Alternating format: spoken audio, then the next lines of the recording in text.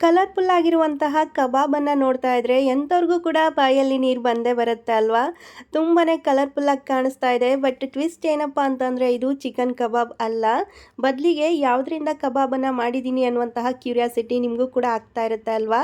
ವಿಡಿಯೋವನ್ನು ಸ್ಕಿಪ್ ಮಾಡದೆ ಎಂಡ್‌ವರೆಗೂ ನೋಡಿ. ಸಿಂಪಲ್ ಆಗಿರುವಂತಹ ಟಿಪ್ಸ್‌ಗಳ ಜೊತೆಗೆ ತುಂಬಾನೇ ಈಸಿ ಆಗಿರುವಂತಹ ಕಬಾಬ್ ರೆಸಿಪಿ ಇದು. ಚಿಕನ್ ಕಬಾಬ್ ಬದಲಿಗೆ ಮೊಟ್ಟೆಯನ್ನು ಯೂಸ್ ಮಾಡಿಕೊಂಡು ಯಾವ ರೀತಿ ಕಬಾಬನ್ನು ಮಾಡ್ಕೋಬೋದು ಅನ್ನೋಂಥದ್ದನ್ನು ಇವತ್ತಿನ ವಿಡಿಯೋದಲ್ಲಿ ನಾನು ನಿಮ್ಮ ಜೊತೆ ಶೇರ್ ಮಾಡ್ಕೊಳ್ತಾ ಇದ್ದೀನಿ. ಯಾರೆಲ್ಲ ವಿಡಿಯೋವನ್ನು ನೋಡ್ತಾ ಇದ್ದೀರೋ ಖಂಡಿತ ಸಬ್ಸ್ಕ್ರೈಬ್ ಮಾಡ್ಕೊಳ್ಳಿ. ಫೇಸ್ಬುಕ್ಕಲ್ಲಿ ನೋಡ್ತಾ ಇರುವಂಥವರು ಪೇಜನ್ನು ಫಾಲೋ ಮಾಡಿ. ಹಾಗೆಯೇ ನಿಮ್ಮ ಅನಿಸಿಕೆ ಅಭಿಪ್ರಾಯಗಳನ್ನ ಕಮೆಂಟ್ ಮೂಲಕ ಹೇಳೋದನ್ನು ಮರಿಬೇಡಿ. ಜೊತೆಯಲ್ಲಿ ಪರ್ಸ್ನಲ್ ಆಗಿ ಎಲ್ಲರೂ ಕೂಡ ನಿಮ್ಮ ಅಭಿಪ್ರಾಯವನ್ನು ಹೇಳ್ತಾ ಇರ್ತೀರಾ. ಅದಕ್ಕಿಂತ ನೀವು ಕಮೆಂಟ್ ಹಾಕಿದ್ರೆ ನನಗೂ ಕೂಡ ಹೆಲ್ಪ್ಫುಲ್ ಆಗುತ್ತೆ. ಜೊತೆಯಲ್ಲಿ ತುಂಬಾ ಸಪೋರ್ಟ್ ಕೊಡ್ತಾ ಇರೋಂಥ ಎಲ್ರಿಗೂ ಕೂಡ ತುಂಬ ಥ್ಯಾಂಕ್ಸ್ ಅಂತ ಹೇಳ್ತಾ ಇವತ್ತಿನ ಈ ರೆಸಿಪಿಯನ್ನು ಹೇಗೆ ಮಾಡೋದು ಅನ್ನುವಂಥದ್ದನ್ನು ನೋಡ್ಕೊಳ್ಳೋಣ. ಈ ಒಂದು ಕಲರ್ಫುಲ್ ಆಗಿರುವಂತಹ ಅಷ್ಟೇ ಹೆಲ್ದಿಯಾಗಿ ಕಾಣಿಸ್ತಾ ಇರುವಂತಹ ಕಬಾಬನ್ನು ಪ್ರಿಪೇರ್ ಮಾಡ್ಕೊಳ್ಳೋದಕ್ಕೆ ನಾನಿಲ್ಲಿ ಯಾವುದೇ ರೀತಿಯಾದಂತಹ ಪ್ರಿಸರ್ವೇಟಿವ್ ಮಸಾಲೆಯನ್ನು ಯೂಸ್ ಮಾಡ್ಕೊಂಡಿಲ್ಲ. ಬದಲಿಗೆ ಮನೆಯಲ್ಲೇ ಯಾವ ರೀತಿ ಕಬಾಬ್ ಪೌಡರನ್ನು ಪ್ರಿಪೇರ್ ಮಾಡ್ಕೋಬೋದು ಅನ್ನುವಂಥದ್ದನ್ನು ಕೂಡ ಶೇರ್ ಮಾಡ್ಕೊಳ್ತಾ ಇದ್ದೀನಿ. ಈ ಒಂದು ರೆಸಿಪಿಯನ್ನು ಮಾಡ್ಕೊಳ್ಳೋದಕ್ಕೋಸ್ಕರ ನಾನಿಲ್ಲಿ 5 ಮೊಟ್ಟೆಗಳನ್ನ ತೊಗೊಂಡಿದ್ದೀನಿ. ಒಂದು ಕೇಕ್ ಮೌಲ್ಡಲ್ಲಿ ಇದನ್ನೆಲ್ಲವನ್ನು ಕೂಡ ಒಡೆದ್ಬಿಟ್ಟು ಹಾಕ್ಕೊಳ್ತಾ ಇದ್ದೀನಿ. ನಿಮ್ಮ ಹತ್ರ ಇರುವಂತಹ ಯಾವುದೇ ಸ್ಟೀಲ್ ಪಾತ್ರೆ ಇರ್ಬೋದು, ಯಾವುದನ್ನಾದರೂ ನೀವು ಯೂಸ್ ಮಾಡ್ಕೋಬೋದು. ಅದರಲ್ಲಿ ಡೈರೆಕ್ಟಾಗಿ ಹಾಕ್ಕೊಳ್ಳೋದಕ್ಕಿಂತ ಸ್ವಲ್ಪ ಎಣ್ಣೆ ಹಾಕ್ಕೊಂಡ್ರೆ ಈಸಿ ಆಗ್ತಾಯಿತ್ತು. ಬಟ್ ನಾನಿಲ್ಲಿ ಎಣ್ಣೆ ಹಾಕ್ಕೊಳ್ಳೋದನ್ನು ಮರ್ತು ಬಿಟ್ಟಿದ್ದೀನಿ. ಸೊ ಡೈರೆಕ್ಟಾಗಿ ಎಗ್ಗನ್ನು ಒಡೆದ್ಬಿಟ್ಟು ಹಾಕ್ಕೊಂಡಿದ್ದೀನಿ. ಇಲ್ಲಿ ಮೊಟ್ಟೆಗಳನ್ನೆಲ್ಲ ಒಡ್ಕೊಂಡಿದ್ದಾದ ನಂತರ ಇಲ್ಲಿ 1/4 ಟೇಬಲ್ ಸ್ಪೂನ್ ಆಗುವಷ್ಟು ಅಚ್ಚ ಖಾರದ ಪುಡಿ, 1/4 ಟೇಬಲ್ ಸ್ಪೂನ್ ಆಗುವಷ್ಟು ಬ್ಲ್ಯಾಕ್ ಪೆಪ್ಪರ್ ಪೌಡರನ್ನು ಹಾಕ್ಕೊಂಡಿದ್ದೀನಿ. ಜೊತೆಗೆ ರುಚಿಗೆ ತಕ್ಕಷ್ಟು ಉಪ್ಪನ್ನು ಸೇರಿಸ್ಕೊಂಡು ಇದನ್ನು ಚೆನ್ನಾಗಿ ಬೀಟ್ ಮಾಡ್ಕೋಬೇಕು. ಎಲ್ಲಿಯೂ ಕೂಡ ಗಂಟುಗಳಿರಬಾರ್ದು. ಆ ರೀತಿಯಲ್ಲಿ ಚೆನ್ನಾಗಿ ಮಿಕ್ಸ್ ಮಾಡ್ಕೋಬೇಕು. ಒಂದು ಸ್ವಲ್ಪ ಜಾಸ್ತಿ ಟೈಮ್ ತೊಗೊಳುತ್ತೆ. ಏನಕ್ಕೆ ಅಂತಂದರೆ ಮೊಟ್ಟೆನಲ್ಲಿ ಈ ಖಾರದ ಪುಡಿ ಎಲ್ಲ ಅಷ್ಟು ಈಸಿಯಾಗಿ ಕರಗಲ್ಲ. ಒಂದು ಸೈಡಲ್ಲಿ ಗಂಟು ಥರ ಇದ್ದುಬಿಡುತ್ತಲ್ವ. ಆ ಥರದ್ದೆಲ್ಲ ಇಲ್ಲದೆ ಇರೋ ರೀತಿಯಲ್ಲಿ ನೀಟಾಗಿ ಮಿಕ್ಸ್ ಮಾಡ್ಕೋಬೇಕು.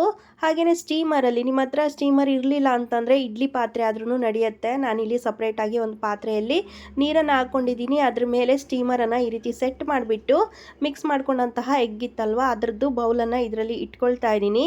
ಈ ರೀತಿ ಕ್ಲೋಸ್ ಮಾಡಿಬಿಟ್ಟು ಒಂದು 6 ರಿಂದ 8 ನಿಮಿಷಗಳ ಕಾಲ ಇದನ್ನು ಸಣ್ಣ ಉರಿನಲ್ಲಿ ನಾವು ಬೇಯಿಸ್ಕೋಬೇಕು. ಅಂತಂದರೆ ಸ್ಟೀಮಲ್ಲಿ ಈ ಎಗ್ಗೆಲ್ಲ ಚೆನ್ನಾಗಿ ಬೇಯಬೇಕು. ಆ ಥರ ಬೇಯೋವಾಗ ಅದು ಹೆಂಗೆ ಅಂದರೆ ಕೇಕ್ ಥರ ಒಂಥರ ಪ್ಲಫಿಯಾಗಿ ಸ್ಪಾಂಜಿಯಾಗಿ ಉಬ್ಬಿ ಬರುತ್ತೆ.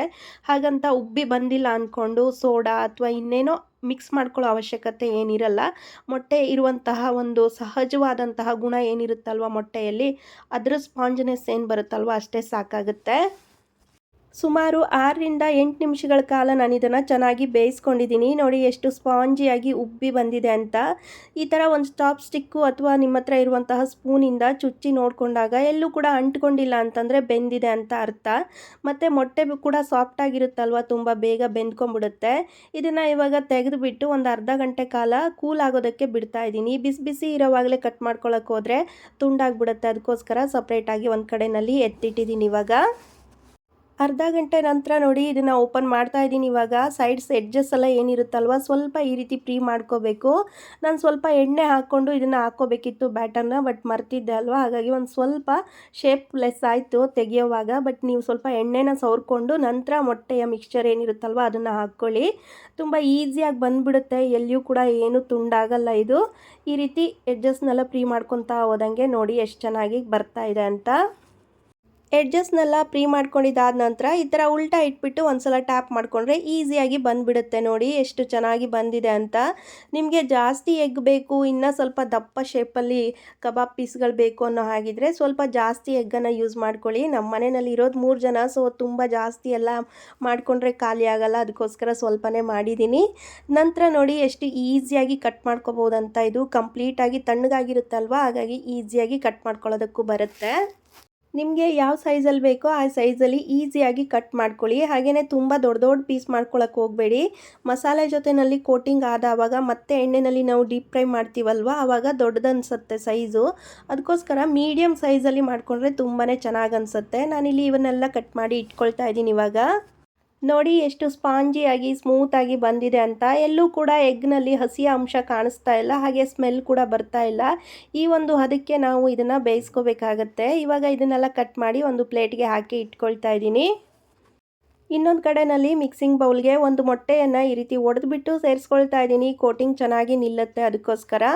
ನಂತರ ಇದಕ್ಕೆ ಒಂದು ಸ್ವಲ್ಪ ಮಸಾಲೆಗಳನ್ನ ಆ್ಯಡ್ ಮಾಡ್ಕೊಳ್ತಾ ಹೋಗಬೇಕು.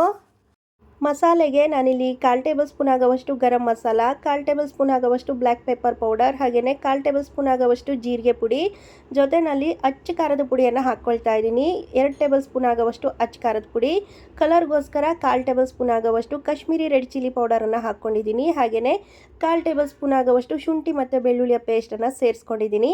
ಇವಿಷ್ಟು ಮೇನ್ ಇಂಗ್ರೀಡಿಯೆಂಟ್ಸ್ ಆದರೆ ಇದಕ್ಕೆ ಇವಾಗ ಕಬಾಬ್ನ ಒಂದು ಸ್ಟ್ರಕ್ಚರ್ ಬರಬೇಕಲ್ವ, ಅದಕ್ಕೋಸ್ಕರ ಇನ್ನಷ್ಟು ಇಂಗ್ರೀಡಿಯೆಂಟ್ಸನ್ನು ಆ್ಯಡ್ ಮಾಡ್ಕೊಳ್ತಾ ಹೋಗಬೇಕು. ಇಲ್ಲಿ 1 ಟೇಬಲ್ ಸ್ಪೂನ್ ಆಗುವಷ್ಟು ಕಾರ್ನ್ಫ್ಲೋರನ್ನು ಯೂಸ್ ಮಾಡ್ತಾ ಇದ್ದೀನಿ. ಮೇನ್ ಅಂತಂದರೆ ಕೋಟಿಂಗ್ ಚೆನ್ನಾಗಿ ಬರುತ್ತೆ ಕಾರ್ನ್ಫ್ಲೋರನ್ನು ಆ್ಯಡ್ ಮಾಡ್ಕೊಳ್ಳೋದ್ರಿಂದ. ನಂತರ 1 ಟೇಬಲ್ ಸ್ಪೂನ್ ಆಗುವಷ್ಟು ಕಡಲೆ ಹಿಟ್ಟನ್ನು ಸೇರಿಸ್ಕೊಂಡಿದ್ದೀನಿ.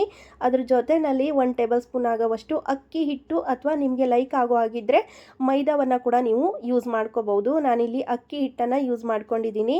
ತುಂಬಾ ಕ್ರಿಸ್ಪಿಯಾಗಿ ಅಷ್ಟೇ ಸಾಫ್ಟಾಗಿ ಬರುತ್ತೆ. ಈಗ ನಾವು ಹೊರಗಡೆಯಿಂದ ತರ್ತೀವಲ್ವ ಕಬಾಬ್ ಮಸಾಲ ಪುಡಿ ಎಲ್ಲ, ಅದರಲ್ಲಿಯೂ ಕೂಡ ಇಷ್ಟೇ ಇಂಗ್ರೀಡಿಯೆಂಟ್ಸ್ ಇರುತ್ತೆ.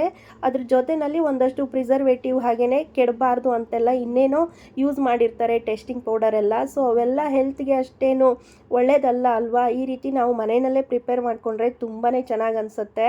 ಹಾಗೆಯೇ ಇವಾಗ ರುಚಿಗೆ ತಕ್ಕಷ್ಟು ಉಪ್ಪನ್ನು ಕೂಡ ಸೇರಿಸ್ಕೊಂಡು ಚೆನ್ನಾಗಿ ಇದನ್ನು ಮಿಕ್ಸ್ ಮಾಡ್ಕೋಬೇಕು. ಈ ರೀತಿ ಮಿಕ್ಸ್ ಮಾಡ್ಕೊಳ್ಳೋವಾಗ ನಿಮಗೇನಾದರೂ ಸ್ವಲ್ಪ ಗಟ್ಟಿ ಅಂತ ಅನ್ನಿಸ್ತಾ ಇದ್ದರೆ 1 ಟೇಬಲ್ ಸ್ಪೂನ್ ಆಗುವಷ್ಟು ಎಣ್ಣೆಯನ್ನು ಕೂಡ ಸೇರಿಸ್ಕೋಬಹುದು. ಅಂತಂದರೆ ನಾನಿಲ್ಲಿ ಮಾಡ್ತಾ ಇರುವಂತಹ ಕಬಾಬ್ನ ಕ್ವಾಂಟಿಟಿಗೆ ತಕ್ಕಂಗೆ ಇಂಗ್ರೀಡಿಯೆಂಟ್ಸನ್ನು ಹೇಳ್ತಾ ಇದ್ದೀನಿ. ನೀವೇನಾದರೂ ಜಾಸ್ತಿ ಮಾಡ್ಕೊಳ್ಳೋ ಹಾಗಿದ್ದರೆ ಅದಕ್ಕೆ ತಕ್ಕನಂಗೆ ಸೇಮ್ ಏನು ಇಂಗ್ರೀಡಿಯೆಂಟ್ಸ್ ಇರುತ್ತಲ್ವ ಹೆಚ್ಚು ಕಡಿಮೆ ಹಾಕ್ಕೊಂಡು ನೀವು ಮಾಡ್ಕೋಬೋದು. ಇವಾಗ ನಾನಿಲ್ಲಿ 1 ಟೇಬಲ್ ಸ್ಪೂನ್ ಆಗುವಷ್ಟು ಎಣ್ಣೆನ ಕೂಡ ಸೇರಿಸ್ಕೊಳ್ತಾ ಇದ್ದೀನಿ. ಅದ್ರ ಜೊತೆಯಲ್ಲಿ ಲೆಮನನ್ನು ಆ್ಯಡ್ ಮಾಡ್ಕೊಳ್ಳೋದಕ್ಕೆ ಮರ್ತಿದ್ದೆ. ನಮ್ಮ ಮನೆಯಲ್ಲಿ ಇವತ್ತು ಲೆಮನ್ ಇರಲಿಲ್ಲ, ಅದಕ್ಕೋಸ್ಕರ ಸ್ವಲ್ಪ ವಿನೆಗರ್ನ ಆ್ಯಡ್ ಮಾಡ್ಕೊಂಡಿದ್ದೀನಿ. ನಿಮ್ಮ ಹತ್ರ ಲೆಮನ್ ಇತ್ತು ಅಂತಂದರೆ ಅದನ್ನು ಆ್ಯಡ್ ಮಾಡ್ಕೊಳ್ಳಿ, ತುಂಬಾ ಟೇಸ್ಟಿಯಾಗಿ ಬರುತ್ತೆ. ಇವೆಲ್ಲನೂ ಸೇರಿಸ್ಕೊಂಡು ಇವಾಗ ಚೆನ್ನಾಗಿ ಮಿಕ್ಸ್ ಮಾಡ್ಕೋಬೇಕು. ತೀರಾ ನೀರನ್ನೆಲ್ಲ ಹಾಕ್ಕೊಂಡು ತುಂಬ ತೆಳುವಾಗಿ ಕಲಿಸ್ಕೊಳ್ಳೋದಕ್ಕೆ ಹೋಗಬೇಡಿ. ನೀರನ್ನು ಆ್ಯಡ್ ಮಾಡ್ಕೊಳ್ಳದೆ ಈ ಥರ ಮಿಕ್ಸ್ ಮಾಡ್ಕೊಳ್ಳೋದ್ರಿಂದ ಹಸಿ ವಾಸನೆ ಕೂಡ ಬರಲ್ಲ. ಯಾವುದೇ ಒಂದು ರೆಸಿಪಿ ಆದರೂ ಅಷ್ಟೇ, ನಾನ್ ವೆಜ್ ಐಟಮ್ಸ್ಗೆ ನಾವು ಈ ಥರ ಕೋಟಿಂಗು ಅಥವಾ ಈ ಥರ ಮಿಕ್ಸ್ ಮಾಡ್ಕೊಳ್ತೀವಲ್ವ ಮ್ಯಾರಿನೇಟ್ ಮಾಡ್ಕೊಳ್ಳೋವಾಗೆಲ್ಲ ನೀರನ್ನು ಆ್ಯಡ್ ಮಾಡ್ಕೊಳ್ಳದೆ ಇದ್ವಿ ಅಂತಂದರೆ ಖಂಡಿತ ಅದ್ರದ್ದು ಯಾವುದೇ ಒಂದು ಹಸಿ ವಾಸನೆ ಕೂಡ ಇರಲ್ಲ. ಈ ರೀತಿ ಮಿಕ್ಸ್ ಮಾಡ್ಕೊಂಡಿದ್ದಾದ ನಂತರ ಇಲ್ಲಿ ಕಟ್ ಮಾಡಿ ಇಟ್ಕೊಂಡಿದ್ನಲ್ವ ಆವಾಗಲೇ ಎಗ್ದು ರೆಡಿ ಮಾಡಿ ಇಟ್ಕೊಂಡಂತಹ ಪೀಸ್ಗಳೇನಿತ್ತಲ್ವ ಅದನ್ನು ಕೂಡ ಇದರಲ್ಲಿ ಸೇರಿಸ್ಕೊಂಡು ಇವಾಗ ನಿಧಾನವಾಗಿ ಮಿಕ್ಸ್ ಮಾಡ್ಕೋಬೇಕು. ತುಂಬಾ ಫೋರ್ಸ್ಫುಲ್ಲಾಗಿ ಏನು ಮಿಕ್ಸ್ ಮಾಡ್ಕೊಳ್ಳೋದಕ್ಕೆ ಹೋಗಬೇಡಿ, ಪುಡಿ ಪುಡಿ ಆಗೋ ಚಾನ್ಸಸ್ ಇರುತ್ತೆ. ಸ್ವಲ್ಪ ನಿಧಾನವಾಗಿ ಇದನ್ನು ಮಿಕ್ಸ್ ಮಾಡ್ಕೊಳ್ತಾ ಇರಬೇಕು. ಈ ಥರದಲ್ಲಿ ಮ್ಯಾರಿನೇಟ್ ಮಾಡ್ಕೊಂಡಂತಹ ಎಗ್ ಇದೆ ಅಲ್ವಾ, ಇದನ್ನು ಒಂದು ಪ್ಲೇಟ್ ಮುಚ್ಚಿಟ್ಬಿಟ್ಟು ಒಂದು 10 ರಿಂದ 15 ನಿಮಿಷಗಳ ಕಾಲ ಚೆನ್ನಾಗಿ ನೆನೆಯೋದಕ್ಕೆ ಬಿಡಬೇಕು. ಮೊಟ್ಟೆ ಒಳಗಡೆ ಎಲ್ಲ ಮಸಾಲೆಯನ್ನು ಹೀರ್ಕೊಂಡು ಚೆನ್ನಾಗಿ ಸಾಫ್ಟ್ ಆಗುತ್ತೆ, ಅಲ್ಲಿವರೆಗೂ ಇದನ್ನು ನೆನೆಯೋದಕ್ಕೆ ಬಿಡ್ತಾ ಇದ್ದೀನಿ.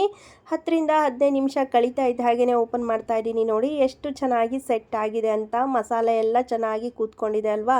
ಇವಾಗ ಇನ್ನೊಂದು ಕಡೆಯಲ್ಲಿ ಎಣ್ಣೆಯನ್ನು ಕೂಡ ಕಾಯೋದಕ್ಕೆ ಇಟ್ಕೊಂಡಿದ್ದೆ. ಎಣ್ಣೆಯನ್ನು ಚೆನ್ನಾಗಿ ಕಾಯಿಸ್ಕೊಂಡ್ಬಿಟ್ಟು ನಂತರ ಲೋ ಫ್ಲೇಮ್ಗೆ ತಂದ್ಕೋಬೇಕು. ನಂತರ ಇಲ್ಲಿ ಮಿಕ್ಸ್ ಮಾಡಿ ಇಟ್ಕೊಂಡಂತಹ ಎಗ್ ಪೀಸ್ಗಳೇನಿತ್ತಲ್ವ ಅದನ್ನು ಒಂದೊಂದಾಗಿಯೇ ಎಣ್ಣೆಯಲ್ಲಿ ಕರೆದು ತೆಗಿಬೇಕು. ತುಂಬ ಹೊತ್ತೇನು ಬೇಕಾಗಲ್ಲ, ಎಗ್ ಆಲ್ರೆಡಿ ಬೆಂದಿರುತ್ತೆ ಅಲ್ವಾ. ಸೊ ಕ್ರಿಸ್ಪಿ ಆಗೋವರೆಗೂ ಇದನ್ನು ಫ್ರೈ ಮಾಡಿಕೊಂಡ್ರೆ ಸಾಕಾಗತ್ತೆ. ಒಂದು 3 ರಿಂದ 4 ನಿಮಿಷಕ್ಕೆಲ್ಲ ಲೋ ಫ್ಲೇಮ್ನಲ್ಲಿ ಇಟ್ಕೊಂಡು ಇದನ್ನು ಫ್ರೈ ಮಾಡ್ಕೊಳ್ಳೋದ್ರಿಂದ ತುಂಬಾ ಕ್ರಿಸ್ಪಿಯಾಗಿ ಅಷ್ಟೇ ಸಾಫ್ಟಾಗಿ ಬಂದುಬಿಡುತ್ತೆ. ಎಣ್ಣೆಯಲ್ಲಿ ಹಾಕ್ಕೊಂಡಿದ್ದಾದ ನಂತರ ಒಂದು 2 ನಿಮಿಷಗಳ ಕಾಲ ಇದನ್ನು ಮುಟ್ಟೋದಕ್ಕೆ ಹೋಗಬಾರ್ದು. ನಂತರ ಸ್ವಲ್ಪ ಕ್ರಿಸ್ಪಿ ಆಗ್ತಾ ಆಗ್ತಾ ಎಣ್ಣೆಯಲ್ಲಿ ಅದು ಸ್ವಲ್ಪ ತೇಲ್ತಾ ಇರುತ್ತೆ. ಆ ಟೈಮಲ್ಲಿ ನಾವು ಹಿಂದೆ ಮುಂದೆ ಇದನ್ನು ತಿರುಗಿಸಿ ಹಾಕ್ಕೊಳ್ತಾ ಗೋಲ್ಡನ್ ಬ್ರೌನ್ ಬರೋವರೆಗೂ ಚೆನ್ನಾಗಿ ಫ್ರೈ ಮಾಡ್ಕೋಬೇಕು. ತುಂಬಾ ಕಲರ್ಫುಲ್ಲಾಗಿ ಬರುತ್ತೆ, ಅಷ್ಟೇ ಸಾಫ್ಟಿಯಾಗಿ ಅಷ್ಟೇ ಜ್ಯೂಸಿಯಾಗಿರುತ್ತೆ. ನೋಡಿ ಎಷ್ಟು ಚೆನ್ನಾಗಿ ಎಣ್ಣೆಯಲ್ಲಿ ತೇಲ್ತಾ ಇದೆ ಅಂತ.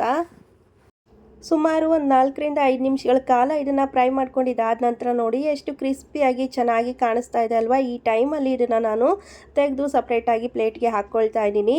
ಈ ರೀತಿ ಕ್ರಿಸ್ಪಿ ಆಗೋವರೆಗೂ ಇದನ್ನು ಫ್ರೈ ಮಾಡ್ಕೋಬೇಕು. ತುಂಬ ಬೇಗ ಆಗುತ್ತೆ, ಜಾಸ್ತಿ ಟೈಮನ್ನೇನು ತಗೊಳ್ಳಲ್ಲ. ಕ್ರಂಚಿಯಾಗಿ ಅಷ್ಟೇ ಸಾಫ್ಟಾಗಿರುವಂತಹ ಮೊಟ್ಟೆ ಕಬಾಬ್ ಇವಾಗ ರೆಡಿಯಾಗಿದೆ. ಕೊನೆಯಲ್ಲಿ ಒಂದು ಸ್ವಲ್ಪ ಹಸಿಮೆಣಸಿನ್ಕಾಯಿ ಹಾಗೆಯೇ ಫ್ರೆಶ್ ಆಗಿರುವಂತಹ ಕರಿಬೇವನ್ನು ಹಾಕ್ಕೊಂಡು ಚೆನ್ನಾಗಿ ಫ್ರೈ ಆಗೋವರೆಗೂ ಇದನ್ನು ಫ್ರೈ ಮಾಡಿಕೊಂಡು ತೆಗೆಯೋದ್ರಿಂದ ಫ್ಲೇವರ್ ಕೂಡ ತುಂಬಾ ಚೆನ್ನಾಗಿ ಅನಿಸುತ್ತೆ. ನೋಡೋದಕ್ಕೂ ಕೂಡ ಅಷ್ಟೇ ಕಲರ್ಫುಲ್ಲಾಗಿ ಕಾಣಿಸುತ್ತೆ, ಅದಕ್ಕೋಸ್ಕರ ಹಾಕ್ಕೊಳ್ತಾ ಇದ್ದೀನಿ.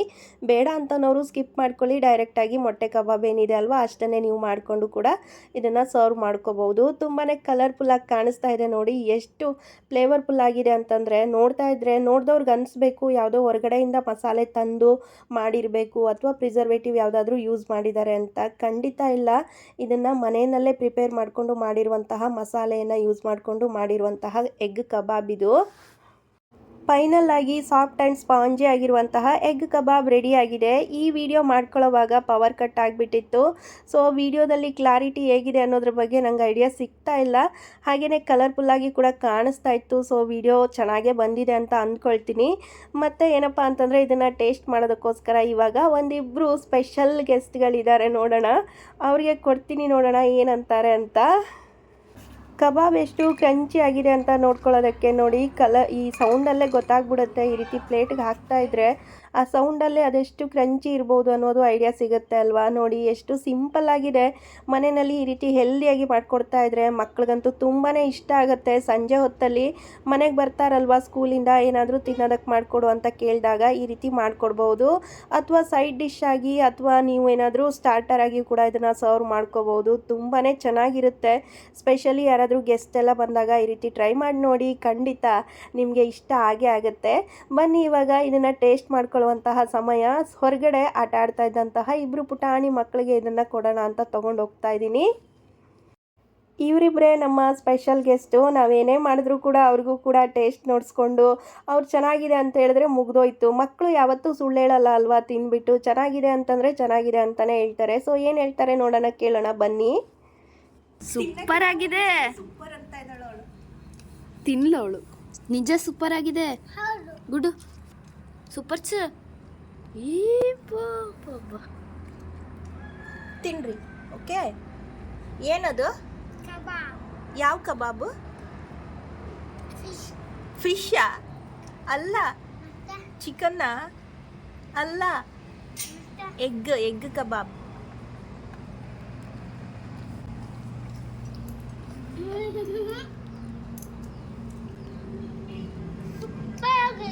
Thank you. ಸ್ಪೆಷಲ್ ಗೆಸ್ಟ್ಗಳಿಬ್ಬರು ಸೂಪರ್ ಆಗಿದೆ ಅಂತ ಕಾಂಪ್ಲಿಮೆಂಟ್ಸ್ ಕೊಟ್ಟ ಮೇಲೆ ಇನ್ನೇನಿದೆ ಅಲ್ವಾ. ನೀವು ಕೂಡ ಖಂಡಿತ ಟ್ರೈ ಮಾಡಿ ನೋಡಿ. ಇಂತಹದ್ದೇ ಹೆಲ್ದಿ ಆ್ಯಂಡ್ ಟೇಸ್ಟಿ ಆಗಿರುವಂತಹ ರೆಸಿಪಿಗೋಸ್ಕರ ನನ್ನ ಚಾನಲನ್ನು ಫಾಲೋ ಮಾಡೋದನ್ನು ಮರಿಬೇಡಿ. ಮತ್ತೊಂದು ಹೆಲ್ದಿ ರೆಸಿಪಿ ಜೊತೆಗೆ ಭೇಟಿ ಆಗ್ತೀನಿ. ಅಲ್ಲಿವರೆಗೂ ಎಲ್ರಿಗೂ ಪ್ರೀತಿಯ ನಮಸ್ಕಾರ. Take care and bye bye.